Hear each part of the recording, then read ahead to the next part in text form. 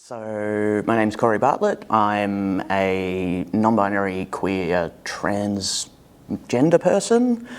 A lot of those labels have changed throughout my life. My pronouns are they, them. Trying to think of what else. That's perfect. That's about it. That's awesome. The main sort of challenges and barriers that have come up for me as personally have, like when I first came out as a lesbian back when I was 18, it was sort of the early 2000s, and I lost pretty much all of my friends that I'd had throughout high school, which, you know, isn't the best way to support your new identity and affirm everything for you.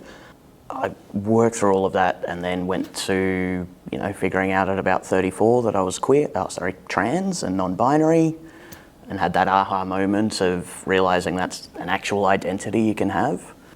And the main challenges that have come up through sort of that gender transition have been, you know, accessing medical support, accessing psychological support. I'm someone who has had some medical interventions to affirm my gender. So I've had top surgery and I'm on testosterone, and the wait times and trying to find a referral to someone who actually knows the trans experience is really tough, especially in a regional town. So the reputation of CAFs within sort of the Ballarat and wider region is definitely one of being progressive and inclusive and actually doing the work to have that label of inclusive. A lot of organisations like to, you know, pop a sovereignty was never ceded on their website, or, you know, put a rainbow sticker on their front door, and that's sort of the extent of the work that they do.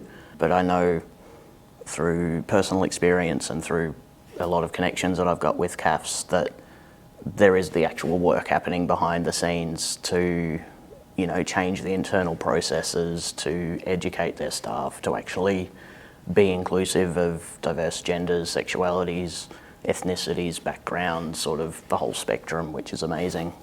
Key, tangible, actionable ways that you can support queer, trans, non-binary, gender diverse, everyone in the LGBTQIA+ acronym.